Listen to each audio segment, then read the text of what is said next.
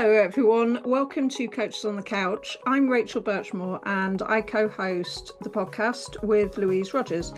We're both leadership coaches supporting existing and aspiring leaders with skills and confidence when it comes to people and business in the built environment. And we specialise in this sector as it's where we've led, coached and consulted for over 25 years. We work with architects, engineers and other consultants one-to-one, in teams and in groups for leadership development programmes. And you can find out more about that at stepuplondon.com. So on to today's conversation, which is with three fabulous people from Civic, and we're exploring diversification and collaboration. So let's go to that now. Hi everyone, welcome back to Coaches on the Couch. I'm Louise. And I'm Rachel. And today we're joined by Gareth Atkinson, Katrina Davis and Rob Harris from Civic. Hi everyone, how are you all? Great, thank you. Yeah, really good, thank you. Thanks for having us. Well, first things first, we need to chat couches. It's a busy couch today, so rather than ask a couch story from each of you, as we usually do, we'll just ask each of you to sum up your couch in 3 words. And Katrina, I know you're ready for this one, so over to you. Yeah, so I'm not on my couch because I'm not living at home at the moment. I'm sitting on my parents' couch. So I've gone for the words not mine and childhood to sum up my couch. My 3 words are long, comfy and cushioned. So I'm 6'5". I need to lie down. That's generally my defining principle. So basically it's a bed. That's a very long couch, yeah. And mine are cat, clawed and comfy, and that's why you don't have a photo of my couch. But it's definitely a good family couch. Good. Okay, thank you. Now, this isn't the first time that we've had Civic on our podcast, as we were joined by directors Leah Stewart and Andrew Ruck back in July 2020. I can't believe that's nearly 5 years ago. Rachel reminded me that Leah was one of the most memorable guests, not only for her insight and wisdom, of course, but for her dedication to quality, because she arrived under a duvet in a DIY pod recording booth during lockdown, whereas we were just kind of being casual about it, pretty much as we still are. That's right. It was very impressive. Okay, let's get a bit of background on Civic for those who don't know. Katrina, if we could come to you for the elevator pitch.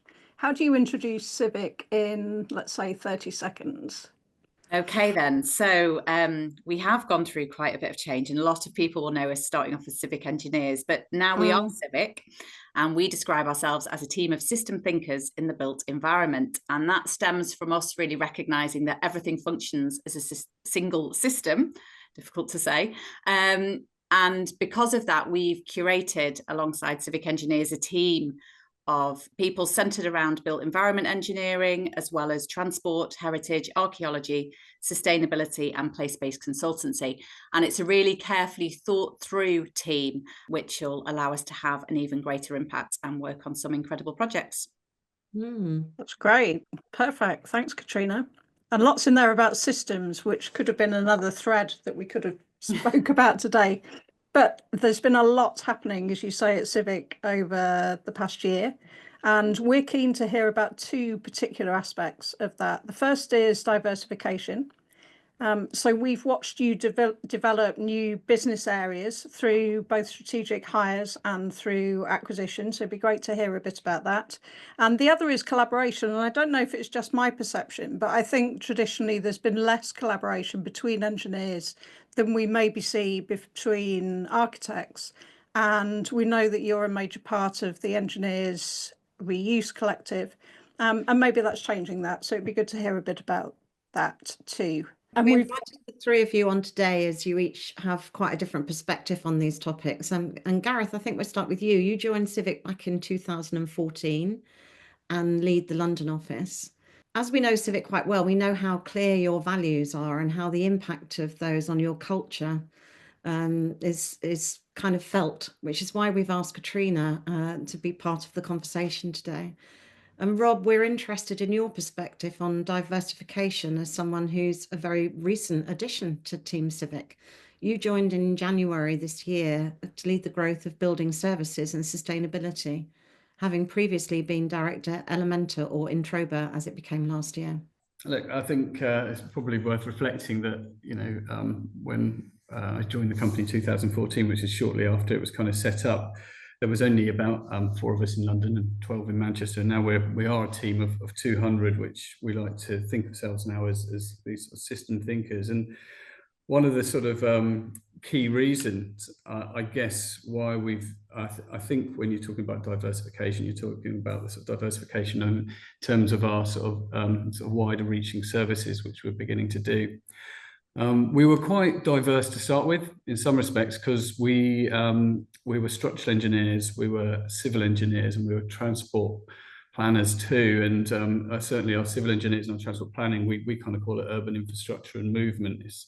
And we've always thought about projects a little bit more holistically, and love getting involved with projects where we can work across those different streams. And grown as a business, we found that the clients that we've been working with and the size of the projects we've been working with, that they've been asking us to get involved with sort of other services or provide other services.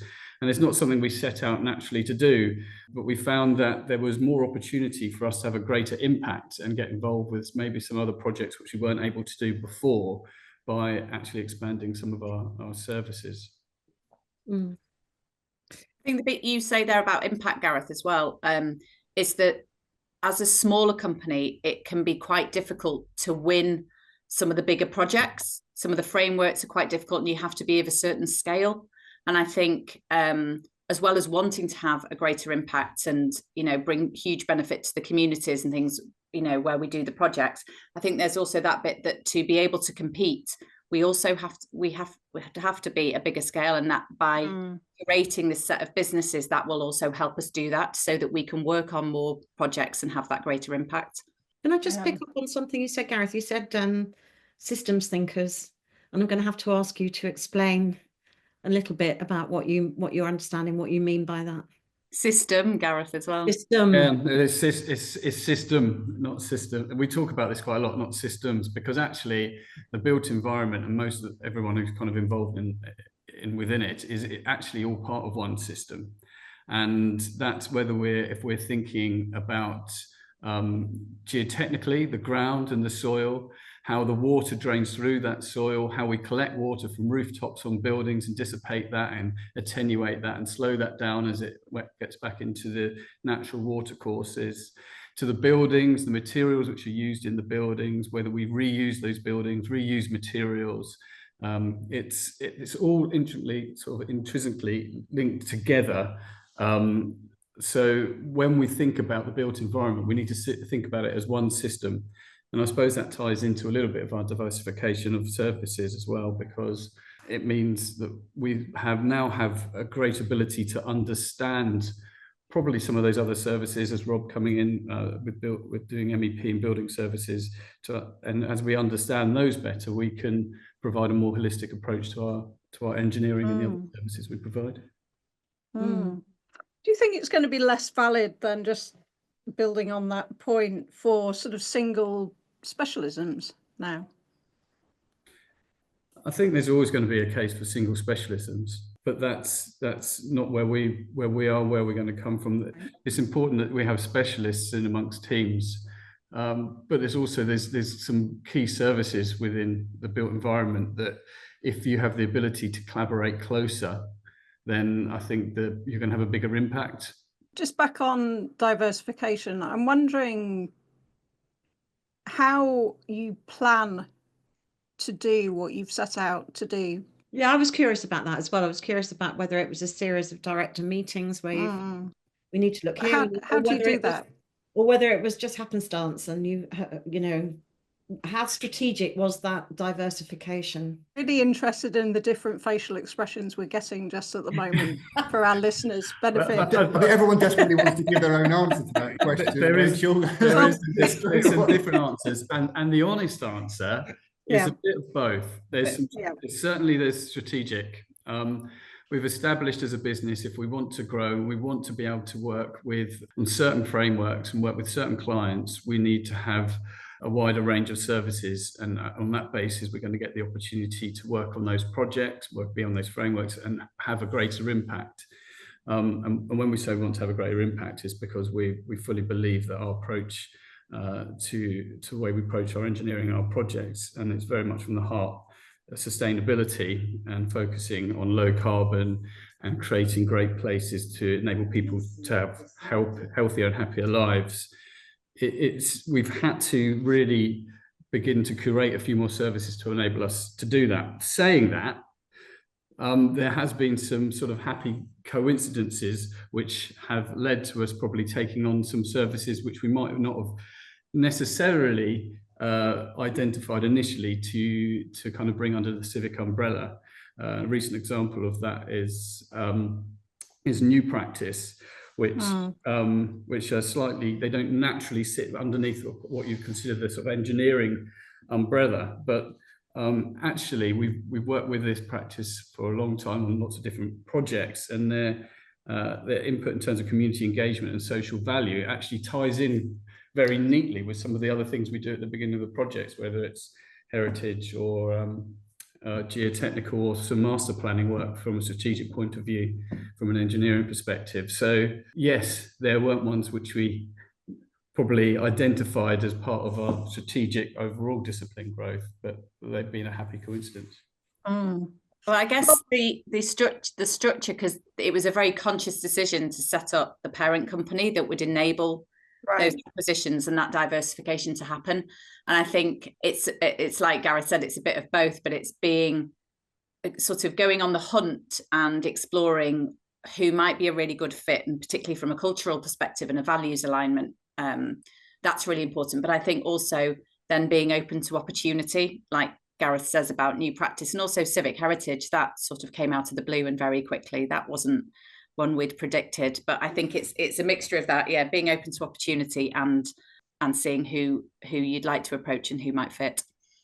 And Rob, what was the case with you? What attracted you to become part of Civic? I suppose there's a bit of history there. So Gareth and I first met probably a decade ago, probably over a decade ago. Wouldn't necessarily want to admit that, but we were on a project together, working in London, hotel project, Paul Street, now Malvern Hotel.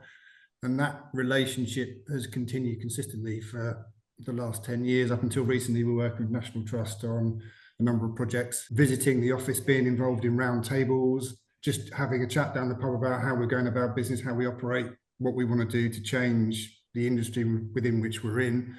I suppose just a sort of a history of Introba. So I joined a 10, 15 person practice that ended up 1,000, pretty much dedicated to MEP consultancy that was under a larger banner, which you could class as multidisciplinary. But during the Elementa days, we were the practice that set up LETI, London Energy Transformation Initiative.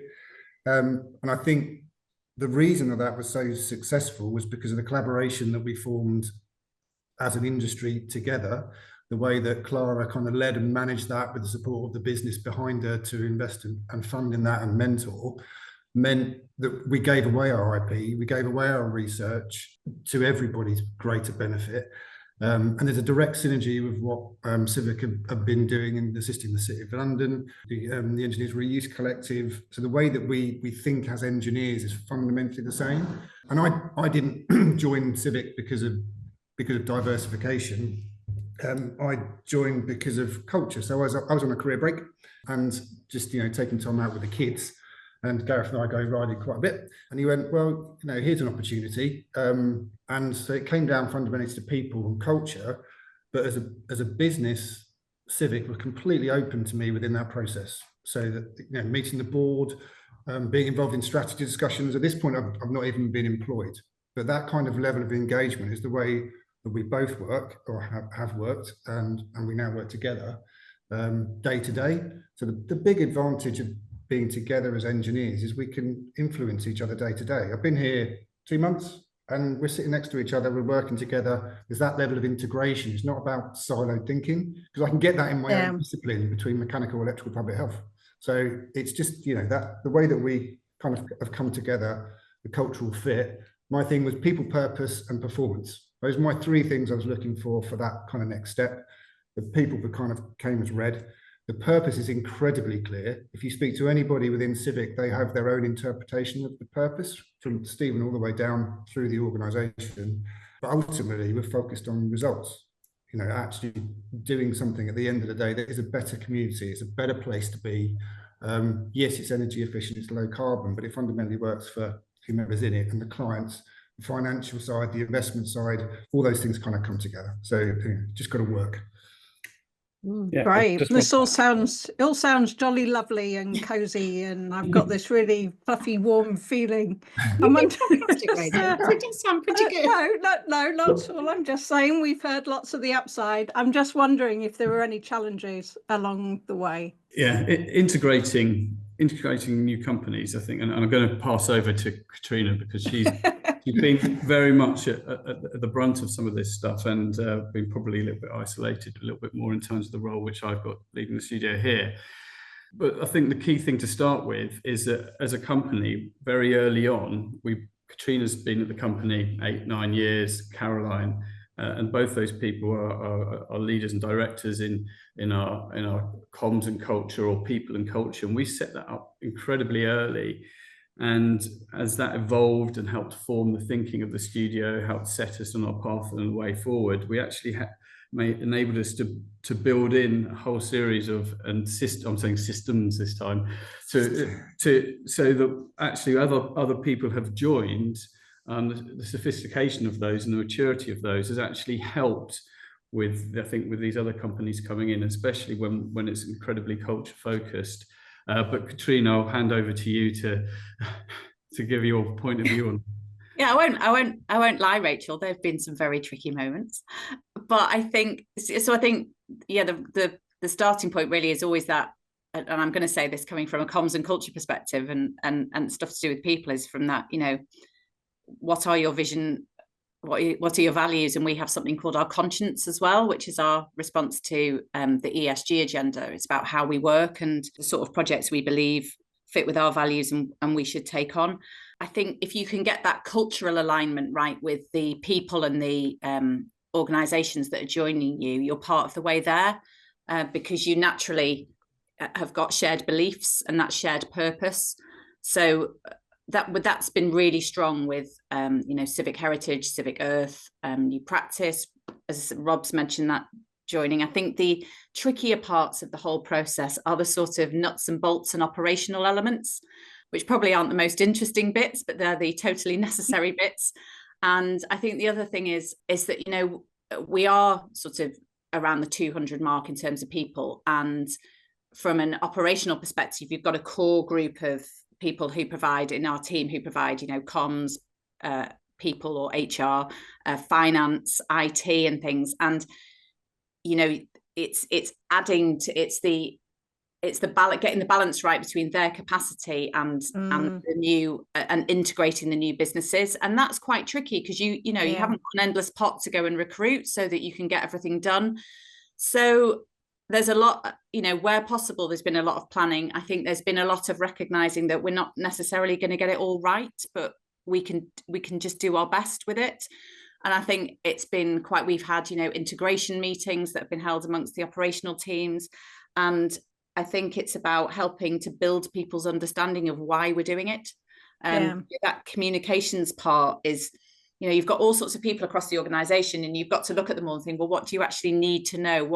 What would really help you to understand, and how is this going to also impact your day-to-day? Because for a lot of our engineers and civic engineers, Civic Heritage joining us, it actually doesn't really affect their day-to-day job at all. It's just that they need to be aware and build an understanding if they've got these great new colleagues and who provide these fantastic services, and together they can work really well. So I think there are so many facets to it, but it has been quite challenging. And I think also the pace, a lot of it happened really quickly because some of those opportunities appeared and you had to be really agile to take advantage of them. You couldn't say, well, hang on, we'll do that in 6 months when we've got a couple more people. It was like, we either do this now or we don't do it. So I think it's just sort of just all in really and do our best. Yeah, that's really interesting. Thanks. I'm just thinking about what you said, Katrina, there about values alignment. And obviously, I know this isn't true of Civic, but it can be true that people just write these things on the wall and these are our values. So I can see that you select companies based on what look like aligned values. How do you actually interrogate that when you start trying to build that relationship?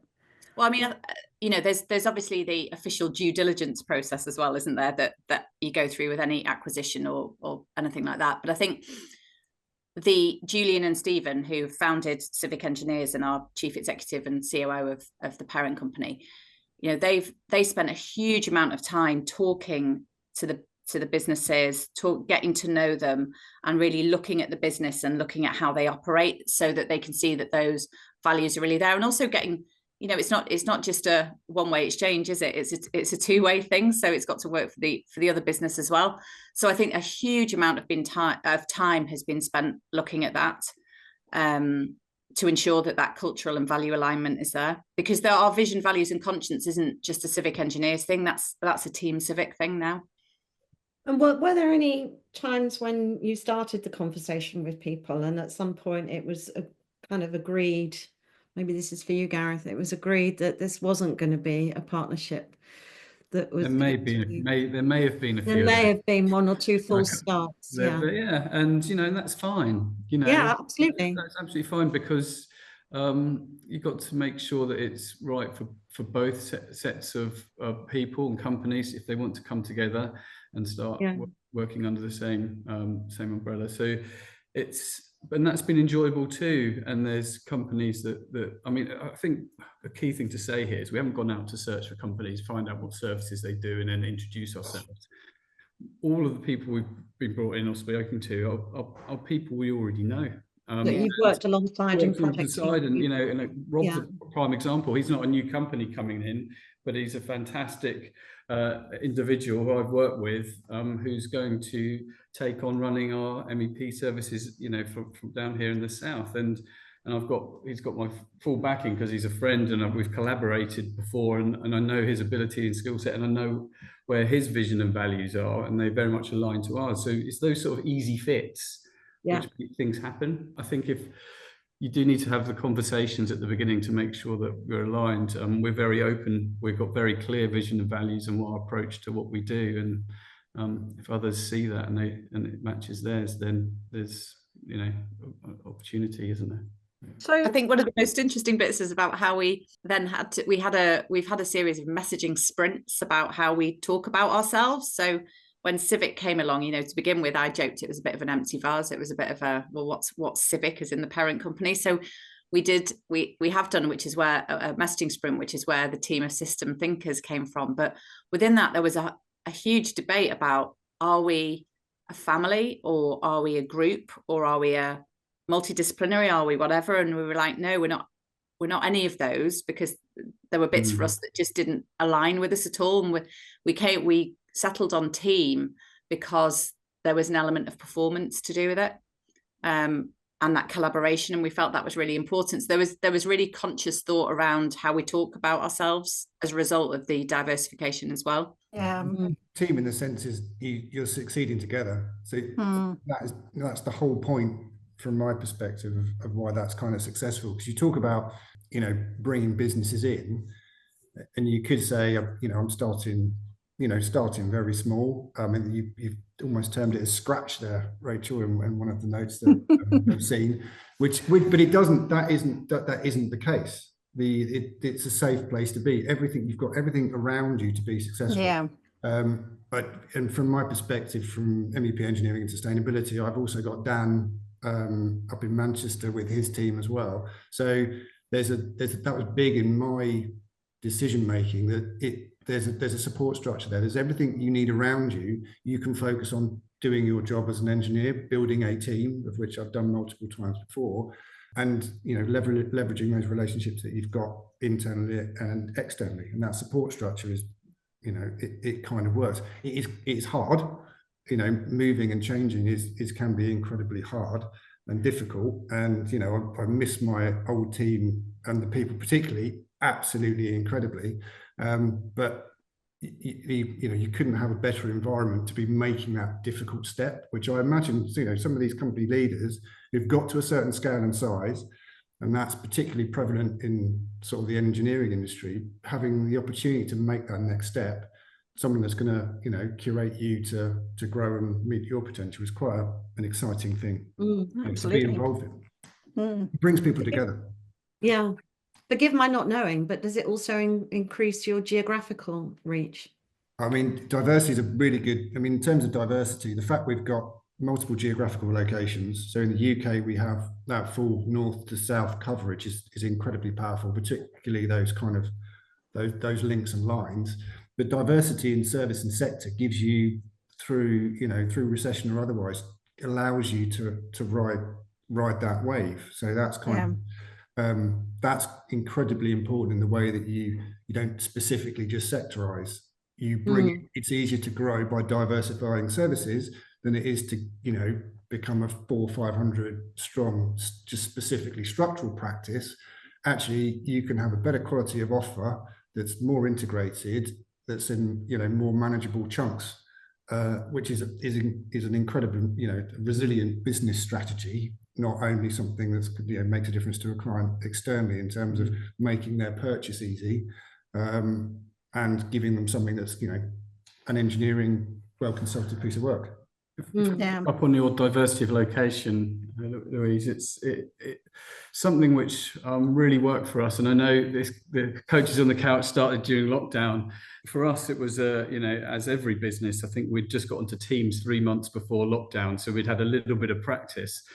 But quite quickly, the nature of that and some big projects that we picked up perversely during that time meant that we had to collaborate across our studios because of the amount of resource we needed to share. And actually that has continued on as we've moved out of lockdown and started this new pattern of working, and the collaboration that we've got between the different offices has probably been boosted through the technology that we've all had to work harder using during those COVID periods. And now it's only natural for us to share working out amongst the office and tap into other knowledge in different places. So it works well for us. Now you've mentioned collaboration, Gareth, thank you. It takes us nicely into the other topic that we wanted to touch on, which was the Engineers Reuse Collective. Is it just that, Rob, you mentioned Letty before, I'd forgotten about that. You're right, that is a collaborative sort of open source type way of working, but you know, is it true that there's traditionally been less collaboration between engineers? And why is that? I think so. I mean, I've spoken, before I get to the engineers bit, I've spoken to architects quite a lot about this. And they are perceived to be a lot more collaborative because you often get more than 1 or 2 architects working on a bigger project together. And I've been fortunate to work on some of those projects, and some of those architects work very well collaboratively together, and others, they kind of just stick to their own buildings. And actually, if you speak to architects, I think they're slightly modest because they think they don't collaborate enough, which I was surprised about. Maybe that's not all architects' views, but certainly in the engineering world, we have got sharp elbows to some extent, you know, and we all want to win the nicest projects and work with the clients which we're going to get most fulfillment out of. And so traditionally, I think that has been the case. However, we're working in a different environment now, aren't we? And it comes back to this system thinking, where actually, if we all work in our siloed rooms and practices and not share the innovation, not share the knowledge of maybe a building which is being taken down, where we could share materials to another building, then actually we're not doing the industry justice and the built environment justice. And so breaking down those barriers and being able to collaborate across with other practices starts again, which has started with a collaboration of the new practices which have joined us, typically with friendships which are being formed outside of engineering. It might be a project we've collaborated, but you mentioned cycling or riding. Yeah, I was going to say cycling. Yeah, he was going to say riding, and I just want to clarify, it's not horse riding we've done together, it's cycling bicycle. Well, because it's okay, but less accessible. Sorry, anybody that knows either of you will, I think, know that. No, we're not into horses. We go slowly when we cycle past horses. We're very considerate. Yes, good. Yeah, so the Engineers Reuse Collective stemmed out two things. One was a project we had on Oxford Street, 31 Oxford, House of Fraser, where we had a whole load of steelwork left, which we audited and couldn't reuse. And we used some ourselves back on some of the additional stories we were building back on top of the building. And it was a cycle ride I had with Toby Fox and David Taylor, some of your close friends. And a guy called Basil Demrutis was there, and I told him about this steelwork, and he said he'll have it. Anyway, long story short, he did. But that sparked a collaboration with us and another engineer, Webb Yates, who I was already friendly with because we'd cycled down to MIPIM together. And it was off the back of that we kind of thought, well, if we can do it with two, and because there was already a bond and a friendship and there wasn't any sharp elbows between us, maybe we can spread this out a little bit. And it was really then going and speaking with people in a few other practices in London who we knew, and it kicked off quite quickly, to be honest. And we all want to do what's better for the industry and sustainability, and that's where it started. Well, it's really good to hear. I mean, that thing about collaboration is the only way in which we're going to solve these bigger questions that we're all being faced with. So yeah, and sometimes that happens through friendships forged on cycle rides, and sometimes at MIPIM, where I gather you're off next week. And I mean, I suppose that sort of brings it to that relationship factor, doesn't it? The fact that all this is built on relationships rather than necessarily being driven by business, and bringing those two things together is really interesting. I would agree. It's I think you forge friends, and those friends who you get on with, collaborate with, and work well together are people you should keep close by you, and people you should work with to make a difference, whether that's inside the practice or whether it's inside the industry itself. It's anything else to add on that? No, I think I kind of agree with you in that sense.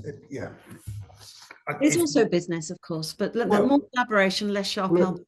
I think too many businesses focus on numbers to gain growth, and then you lose your focus, your vision, and your purpose. So if you maintain sort of the way we do things and the why we do things within the core and the center of that, because there's a lot of investment in sustainable businesses at the moment, thinking in 10 years time those are going to be worth a lot of money. So that's the other side of those things. But you can't just grow for people's sake, for money's sake, because this is a people business. So they need to believe in you, and people will use you because when you go out and tell that story, you're authentic and you believe in what you're saying. And I think that's the incredibly important thing. I think that's what Civic holds on to in the centre of who we are. That's incredibly important. Yeah, I think the authenticity point you make, Rob, is absolutely fundamental. I think the other thing is that, with anything like that, with the relationships, with the culture, with all those aspects, they're not something you can start and finish or put down. You've got to be continually on it. And you definitely can't be complacent about it, because that is when things go really horribly wrong. So I think, maintaining that is quite challenging, but I think with everybody sort of all moving in the same direction, I think you can do that. And you've got to keep, you've got to recognize you've got to keep retelling that story and keep engaging people on it and the part that they play. So I think it goes back to, trying your best and just being really aware that they're not things you can take for granted. Like any relationship, it needs working at. Exactly. Lovely. Thank you very much. Yeah, thank you. I think that brings us to a close. Really appreciate the canter through those topics. Thank you very much. Thank you. Thanks for having us. Yeah, thanks. Great. See you soon.